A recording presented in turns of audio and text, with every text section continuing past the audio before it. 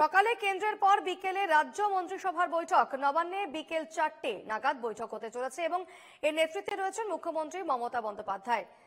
আরো একটি বড় খবর, আজ কেন্দ্রীয় মন্ত্রিসভার যেমন বৈঠক রয়েছে সংঘর্ষ বিরতি চুক্তির পর, আজ কিন্তু রাজ্য মন্ত্রিসভারও বৈঠক রয়েছে। কারণ কেন্দ্রের সিদ্ধান্তের পর, কেন্দ্রের এই সংঘর্ষ বিরতি চুক্তির পর আজ রাজ্য মন্ত্রিসভারও বৈঠক হচ্ছে। নবান্নে বিকেল 4টে নাগাদ বৈঠক হওয়ার কথা রয়েছে এবং এর নেতৃত্বে রয়েছেন মুখ্যমন্ত্রী মমতা বন্দ্যোপাধ্যায়।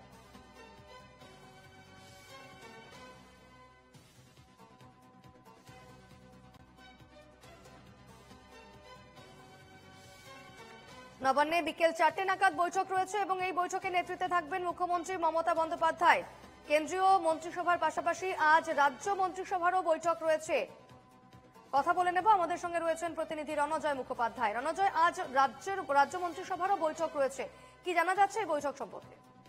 দেখো, এই বৈঠক শিডিউল বৈঠক, প্রত্যেক মাসেই এই ক্যাবিনেট বৈঠক হয়। মুখ্যমন্ত্রী মমতা বন্দ্যোপাধ্যায়ের নেতৃত্বে আজকেও এই ক্যাবিনেট স্তরের এই বৈঠক হবে। নবান্নে বিকেল বেলা আজকে এই বৈঠক হওয়ার কথা রয়েছে। কিন্তু গুরুত্বপূর্ণ যে বিষয়টা সেটা হচ্ছে, যেহেতু এখন যুদ্ধের আবহ চলছে এবং এই যুদ্ধের আবহে নবান্নে এই বৈঠক, অন্যদিকে আজকে কেন্দ্রীয় মন্ত্রিসভার বৈঠকও রয়েছে। আজকে সকালবেলায় কেন্দ্রীয় মন্ত্রিসভার বৈঠক রয়েছে এবং তারপর বিকেল বেলা রাজ্য মন্ত্রিসভার বৈঠক। প্রসঙ্গত উল্লেখযোগ্য, এই যুদ্ধকালীন পরিস্থিতিতে সেই জায়গা থেকে মুখ্যমন্ত্রী মমতা বন্দ্যোপাধ্যায় আজকের ক্যাবিনেট বৈঠকে কোন রকম ডিসকাশন, কোন রকম আলোচনা হয় কিনা বা কোন রকম নির্দেশ মন্ত্রিসভার তরফ থেকে দেওয়া হয় কিনা রাজ্য স্তরে, সেই বিষয়টি কিন্তু আজকে দেখার মতো। যেহেতু যুদ্ধকালীন পরিস্থিতি চলছে এবং সেই জায়গা থেকে শিডিউল বৈঠক হলেও আজকের এই ক্যাবিনেট বৈঠক কিন্তু যথেষ্টই গুরুত্বপূর্ণ। কেন্দ্রীয় মন্ত্রিসভার বৈঠক আজ রয়েছে সকালবেলায়, তারপর বিকেলবেলা রাজ্য মন্ত্রিসভার ক্যাবিনেট বৈঠক।